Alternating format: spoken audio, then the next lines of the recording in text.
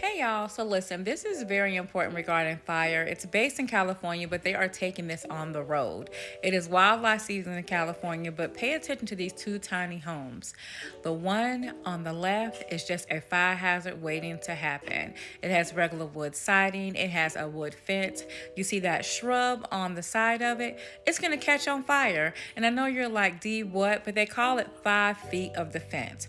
5 feet in front of your home should look like the one on the right hand side. Let me play the video so you guys can see what they're saying.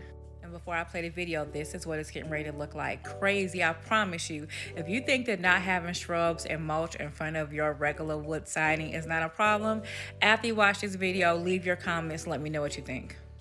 Our visit to the Brickyard might change the look of your front and backyard. Here, very typical construction. Ann Cope is part of a consortium of building engineers, fire pros, and insurance groups that built two microcosm homes side by side.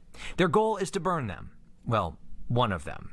The point here is the wildfire prepared house on the right is doing things right. Fire-resistant siding, defensible space, sealed eaves, a metal fence where it meets the house, and no plants next to the walls. Everything within these first 5 feet is non-combustible. The house on the left, however, is left to burn. Intentionally, it has traditional, easily combustible wood siding, common mulch touching the siding, an old-school wooden fence, shrubs right up against the wall, and open eaves. So if anything is burning underneath them, all that heat is going to go right up into those structural pieces. Like the roof. We can stop the fingers of wildfire from... After a short introduction, Firefighters are getting set up with drip torches. Firefighters simultaneously light tiny flames at both houses. The fire in the bark here simulating embers. Within about 12 minutes, a smoky, roaring, and unmistakable difference. The fire on the left burned so hot, so fast, it temporarily overheated our cameras, even though we were several yards away. The house collapsed while our cameras were cooling. Luckily, one of the hosts shared this clip with us. Engineers knew exactly how this would go down. Literally. They knew the house on the right would survive because they've done this demo in a lab and written research papers.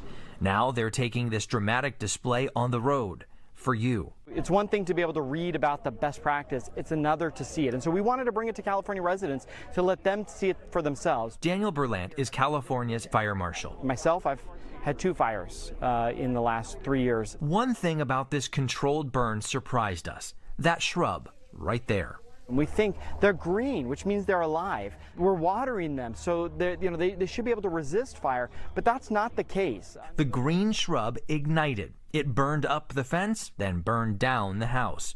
Berlant says you should learn from this live fire exercise.